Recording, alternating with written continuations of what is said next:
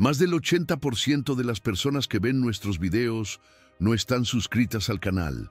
Si este tema te impacta, si alguna vez sentiste que hay algo más allá de la religión tradicional, este video es para ti. Hoy te mostraremos una figura olvidada que conecta a Abraham con Jesús, un misterio que la Iglesia rara vez enseña. Así que suscríbete, activa la campana y quédate hasta el final, porque lo que estás a punto de descubrir podría cambiar tu forma de ver la fe para siempre. En toda la Biblia hay nombres que aparecen una y otra vez. Abraham, Moisés, David, todos ellos tienen historias completas, genealogías extensas y contextos claros. Pero hay un personaje que irrumpe como un rayo en medio de la narrativa y desaparece sin dejar rastro. Su nombre es Melquisedec, y aunque muchos creyentes lo han leído de pasada, pocos se detienen a pensar quién era realmente este hombre sin padre, sin madre, sin linaje, y que aún así bendijo al mismísimo Abraham. Melquisedec aparece por primera vez en Génesis 14:18 como rey de Salem y sacerdote del Dios Altísimo. Pero aquí es donde el misterio comienza. Salem más adelante sería conocida como Jerusalén, y este rey sacerdote no solo trae pan y vino, elementos que muchos consideran símbolos proféticos de la última cena de Jesús, sino que además bendice a Abraham, y Abraham le da el diezmo, reconociendo una autoridad espiritual superior. ¿Qué clase de hombre era este? ¿Por qué la Biblia no menciona de dónde vino, ni a dónde fue? ¿Por qué Hebreos, en el Nuevo Testamento, afirma que Melquisedec es sin principio de días ni fin de vida, y semejante al Hijo de Dios? Algunos teólogos creen que Melquisedec fue una aparición de Cristo antes de su encarnación, una figura celestial que irrumpe en la historia para preparar el camino. Otros creen que fue un ángel, enviado para confirmar el pacto con Abraham.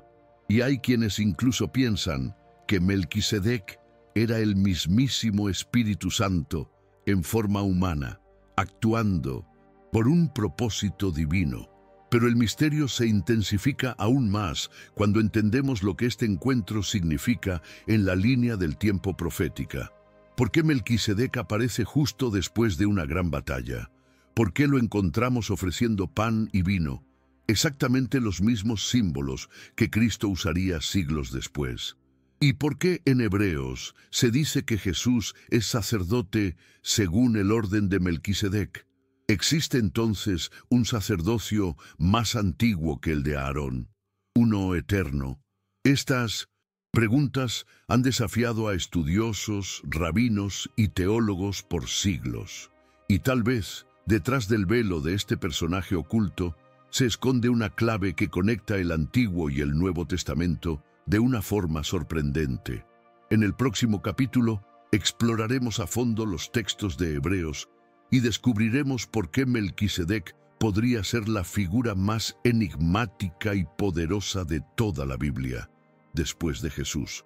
Para entender el verdadero misterio de Melquisedec, tenemos que viajar siglos adelante, hasta el Nuevo Testamento.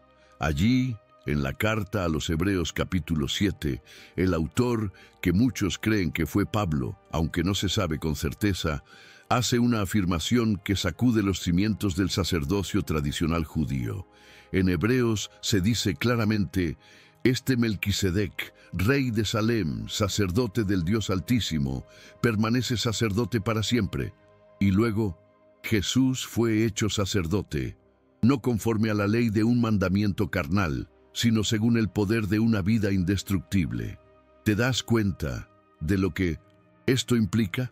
Toda la estructura religiosa basada en los levitas, descendientes de Aarón, el hermano de Moisés, queda relegada. El sacerdocio de Jesús no depende de genealogía, ni de linaje humano, ni de leyes rituales. Es un sacerdocio eterno, al estilo de Melquisedec. Pero aquí viene lo más impactante. ¿Cómo puede alguien ser sacerdote sin tener origen ni fin? La ley judía exigía que los sacerdotes fueran hijos de Leví. Jesús, en cambio, era de la tribu de Judá, una tribu sin función sacerdotal. Y sin embargo, Hebreos dice que su sacerdocio es superior, porque no está basado en herencia ni ritual, sino en una vida eterna. Esto significa que el sacerdocio de Melquisedec, y por extensión, el de Jesús, es celestial. No depende del templo, ni de sacrificios animales, ni de normas religiosas. Es un sacerdocio que conecta directamente al hombre con Dios, sin intermediarios humanos. ¿Y si Melquisedec fue más que un simple rey del pasado? ¿Y si su aparición fue una manifestación temprana de ese nuevo orden espiritual que vendría con Cristo? Un orden donde la gracia reemplaza a la ley, donde el sacrificio eterno del Cordero reemplaza los rituales antiguos, y donde la conexión con Dios ya no depende de estructuras religiosas, sino del Espíritu Santo. Este misterio es más profundo de lo que parece, y nos lleva a una conclusión inquietante. La religión puede haber mantenido viva una estructura, pero el verdadero sacerdocio ya había sido revelado mucho antes, en la figura de un rey sin genealogía, sin templo y sin límites humanos. En el siguiente capítulo vamos a explorar el simbolismo oculto del pan y el vino ofrecidos por Melquisedec. ¿Fue esto una profecía visual del sacrificio de Jesús? ¿O algo aún más profundo? En el momento exacto en que Abraham regresa victorioso de la batalla, cargado de botines, vidas rescatadas y enemigos derrotados, un personaje irrumpe en escena con un gesto que parece simple, pero que está lleno de un simbolismo explosivo. Melquisedec sale a su encuentro trayendo pan y vino. A primera vista, esto podría parecer un simple acto de hospitalidad, pero los que conocen las Escrituras saben que en la Biblia nada es casual. El pan y el vino no son simples alimentos, son símbolos, son señales. Son mensajes proféticos para los que tienen ojos para ver. Siglos después, en una noche silenciosa en Jerusalén, Jesús tomaría esos mismos elementos en sus manos, los levantaría ante sus discípulos y diría: «Este pan es mi cuerpo, este vino es mi sangre. Haced esto en memoria de mí». ¿Cómo podía Melquisedec, miles de años antes, presentar justo estos dos símbolos? ¿Quién le reveló su significado? ¿Fue una coincidencia o una visión directa del plan eterno de Dios? Los teólogos más atentos ven aquí una teofanía, una aparición de lo divino en forma humana.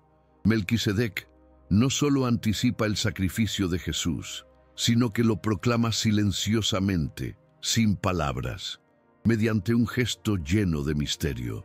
El pan representa el cuerpo ofrecido, partido por muchos. El vino representa la sangre del nuevo pacto, derramada para redención eterna. Al entregar esto a Abraham, Melquisedec está diciendo: la verdadera victoria no está en la espada, sino en el sacrificio, no en el botín, sino en la entrega. Y no podemos ignorar otro detalle clave: el pan y el vino no eran parte de los rituales levíticos. El sacerdocio de Aarón usaba sangre de animales, incienso, fuego, aceite. Pero pan y vino, eso pertenecía a otro orden, a un orden mayor, más íntimo, más espiritual. Aquí está la clave. Melquisedec no solo bendice a Abraham, le revela una imagen del Mesías, y Abraham, el padre de la fe, lo acepta, le entrega el diezmo, se rinde ante esa autoridad superior.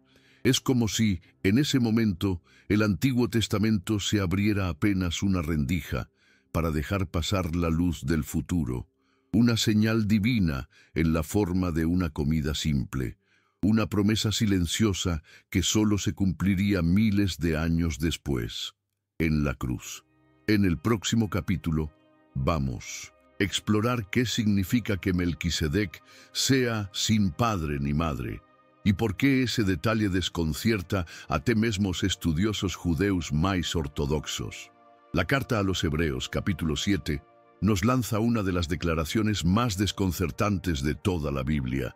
Melquisedec, sin padre, sin madre, sin genealogía, que no tiene principio de días ni fin de vida, sino que hecho semejante al Hijo de Dios, permanece sacerdote para siempre. ¿Cómo es posible esto? En la cultura hebrea, la genealogía lo era en todo. Ningún sacerdote podía ejercer sin probar su linaje. Cada levita tenía que trazar su ascendencia hasta Aarón. Pero aquí aparece un hombre que no tiene pasado registrado, ni futuro declarado. Es como si surgiera del vacío, solo para cumplir un propósito sagrado. Muchos estudiosos han debatido durante siglos esta descripción. Algunos argumentan que el autor de Hebreos está hablando de la ausencia de registro genealógico en las Escrituras, no de una inexistencia literal. Pero incluso esa explicación no resuelve el enigma más profundo. ¿Por qué el Espíritu Santo inspiraría a un autor bíblico a describirlo como alguien semejante al Hijo de Dios si no hubiera una conexión más profunda?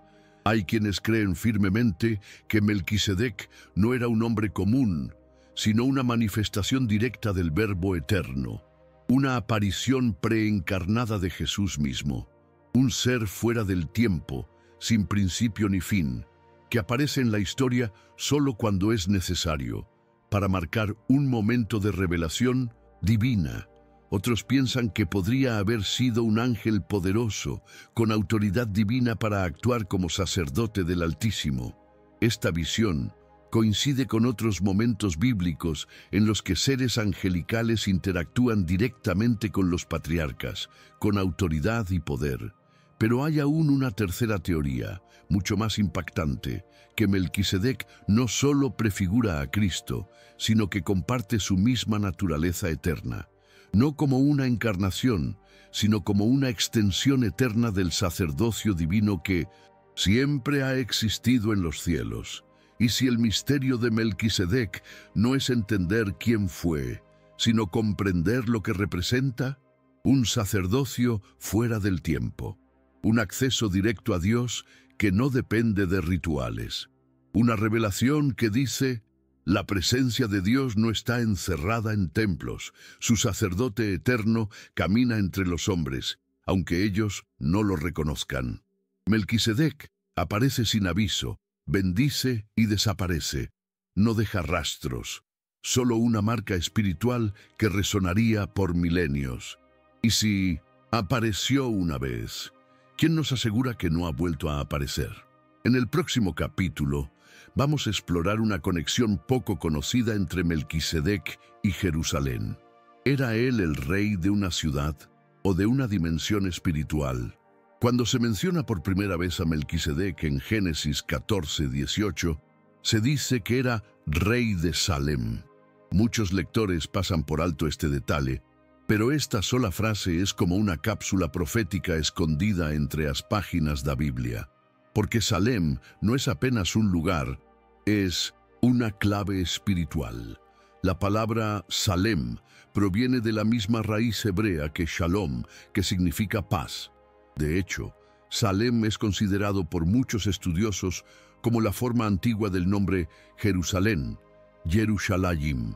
Es decir, Melquisedec fue el primer rey de Jerusalén, siglos antes de que David conquistara la ciudad. Pero si esto es cierto, entonces estamos ante un misterio aún mayor. ¿Qué clase de ciudad era Salem en tiempos de Abraham? ¿Quién vivía allí? ¿Por qué estaba gobernada por un sacerdote del Dios Altísimo en una época llena de idolatría?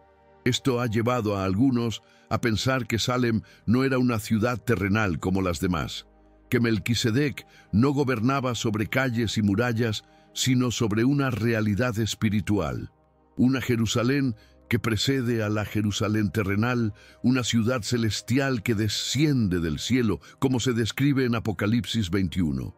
La Biblia dice que Abraham fue peregrino de una tierra, pero esperaba la ciudad que tiene fundamentos, cuyo arquitecto y constructor es Dios. Hebreos 11:10. ¿Y si esa ciudad era Salem? Esta teoría, que ha tomado fuerza entre místicos y estudiosos bíblicos, sugiere que el encuentro entre Abraham y Melquisedec fue más que una bendición. Fue un cruce entre dimensiones, entre el mundo humano y el divino, entre el tiempo y la eternidad. El trono de Melquisedec no sería entonces de piedra, sino de gloria espiritual. Su sacerdocio no limitado a un templo físico, sino extendido a toda alma que busca a Dios en espíritu y verdad. Y si Jesús es sacerdote según el orden de Melquisedec, ¿no será porque su reino tampoco es de este mundo? Este detalle aparentemente menor, rey de Salem, podría contener una de las verdades más ocultas de toda la Escritura, que la verdadera Jerusalén no está en la tierra, sino en el cielo, y que su primer rey ya había bajado una vez para encontrarse con el Padre de la fe. En el próximo capítulo revelaremos por qué este sacerdocio eterno desmonta las estructuras religiosas tradicionales y cómo Jesús lo utilizó para declarar el fin de una era. Durante siglos, la religión judía estuvo basada en un sistema preciso y sagrado. El templo, los sacrificios, los sacerdotes descendientes de Aarón, las leyes rituales, el día de la expiación, el arca, el incienso, la sangre de corderos. Todo era parte de un pacto santo que definía la relación entre el pueblo y Dios. Pero con la llegada de Jesús, todo cambió. Y uno de los argumentos más impactantes del Nuevo Testamento es que Jesús no vino simplemente a renovar el sistema, sino a reemplazarlo completamente. ¿Y cómo lo hizo? No alegando ser parte del sacerdocio de Aarón, sino reclamando algo mucho más antiguo, más profundo y más puro: el sacerdocio según el orden de Melquisedec. Hebreos 7:12 lo dice sin rodeos: cambiado el sacerdocio, necesario es que haya también cambio de ley. Es decir, si hay un nuevo sacerdote, entonces hay un nuevo pacto. Y si hay un nuevo pacto, el anterior queda obsoleto. Esto no fue una modificación, fue una revolución espiritual. Jesús no ofreció corderos, ofreció su propia vida. No entró en un templo humano, sino en el cielo mismo. No lo hizo año tras año, sino una sola vez y para siempre. Y lo más poderoso, no fue nombrado sacerdote por hombres, sino por Dios mismo. Todo esto nos lleva de regreso a Melquisedec. ¿Por qué es tan importante esta figura silenciosa? Porque él es la sombra que anticipa la luz del Mesías. Es la prueba bíblica de que Dios ya había establecido un sacerdocio eterno, fuera del sistema levítico. Por eso, cuando Jesús muere en la cruz, el velo del templo se rasga. No solo se trata de un símbolo visual impresionante, es una declaración divina. El camino hacia mi presencia ya no está restringido. No necesitas más rituales, no necesitas más sacerdotes humanos. El sacerdote eterno ya ha intercedido por ti. Melquisedec representa un tipo de fe sin intermediarios, una comunión directa con Dios. Jesús lo encarna completamente y con eso declara el fin de la religión como sistema y el comienzo de una relación viva. En el próximo capítulo vamos a desvelar un posible encuentro entre Melquisedec y Jesús en el mundo espiritual. Podrían haber coexistido más allá del tiempo. Hasta ahora hemos explorado a Melquisedec como figura profética, como sombra celestial y como sacerdote eterno. Pero hay una idea aún más fascinante, una que pocos se atreven a considerar abiertamente. ¿Y si Melquisedec y Jesús no solo están conectados por símbolos y títulos, sino que realmente se encontraron en un plano más allá del tiempo y del espacio? Puede sonar místico, incluso extraño, pero no es ajeno a la lógica bíblica. Las Escrituras están llenas de encuentros fuera del marco temporal humano. Moisés y Elías hablando con Jesús en el monte de la Transfiguración, visiones de profetas donde los tiempos se superponen, apariciones angélicas que desafían las leyes naturales. La Biblia nos advierte: 1000 años delante de Dios son como un día. Salmo 94. Entonces, ¿qué impide pensar que Melquisedec y Jesús interactuaron en la eternidad? Muchos estudiosos creen que Melquisedec es una teofanía, es decir, una manifestación del Verbo antes de la encarnación. Otros piensan que es un ser espiritual creado, un sacerdote celestial designado por Dios para cumplir una misión puntual en la historia humana. Pero hay otra posibilidad aún más misteriosa: que Melquisedec habite fuera del tiempo, en un espacio de eternidad donde solo los llamados por Dios pueden acceder. ¿Podría haber recibido Melquisedec directamente una revelación del Cordero inmolado desde antes de la fundación del mundo? ¿Y si su pan y su vino no fueron solo símbolos, sino un acto de adoración eterna hacia Cristo, aún no encarnado, pero ya glorificado en los cielos? Jesús dijo una vez: Abraham vio mi día y se gozó. Juan 8:56. ¿Qué significa eso? ¿Dónde lo vio? ¿Cómo pudo haber tenido ese tipo de revelación? Tal vez cuando Abraham se postró ante Melquisedec, estaba participando de un misterio cósmico mucho más profundo. Un encuentro no solo entre un hombre y un sacerdote, sino entre la promesa y el cumplimiento, entre la fe antigua y la redención futura, entre la figura y la realidad. Melquisedec pudo haber sido testigo de Cristo, no en un templo, no en un sueño, sino en la eternidad. En el próximo capítulo exploraremos qué nos enseña hoy el orden de Melquisedec, cómo vivir bajo un sacerdocio eterno en un mundo lleno de religión muerta, en un mundo donde las estructuras religiosas dominan, donde los templos, los altares físicos y las jerarquías humanas determinan quién se considera digno ante Dios. El mensaje de Melquisedec es un terremoto espiritual, porque nos recuerda que la verdadera conexión con Dios no depende de ritos, sino de relación. Vivimos rodeados de sistemas religiosos que exigen méritos, cumplimiento de normas, sumisión a figuras humanas. Pero ¿qué pasaría si supiéramos que el sacerdocio legítimo, el único eterno, ya no está en manos humanas? Melquisedec no era levita, no necesitaba templo, no ofrecía sacrificios de animales, no respondía a ningún sistema organizado, y sin embargo, era reconocido por Abraham, el padre de la fe, como superior. Eso nos enseña que Dios puede actuar por fuera de nuestras estructuras y que el verdadero mover espiritual no se encierra en paredes ni protocolos. Cuando Jesús asume el sacerdocio, según el orden de Melquisedec, está declarando el fin del viejo pacto. Está diciendo: no necesitas un sacerdote humano para hablar conmigo. Yo soy tu sacerdote eterno. Acércate confiadamente al trono de la gracia. Este mensaje sigue vivo hoy. Vivir bajo el orden de Melquisedec significa buscar a Dios en espíritu y en verdad, más allá de las formas religiosas.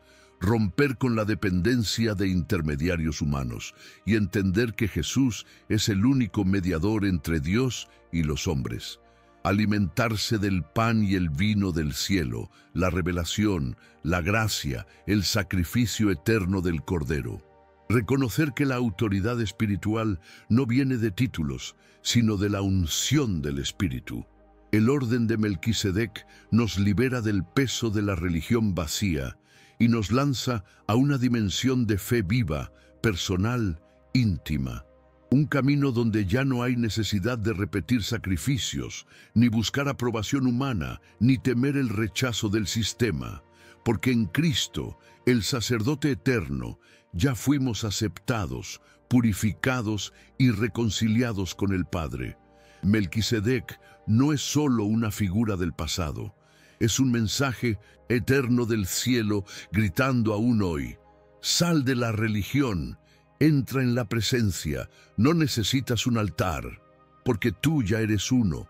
En el próximo capítulo revelaremos por qué este misterio fue silenciado por siglos. ¿Y por qué muchas religiones modernas no quieren que entiendas el orden de Melquisedec? Durante siglos, el nombre de Melquisedec ha sido mencionado con cautela, ignorado en sermones y raramente estudiado a profundidad. ¿Por qué? Si su historia está claramente en la Biblia, si su figura es exaltada en Hebreos, si su conexión con Jesús es directa, ¿por qué no es parte central de la enseñanza cristiana moderna? La respuesta es tan incómoda como reveladora. Porque el orden de Melquisedec derrumba los pilares de la religión institucionalizada. Piensa en esto.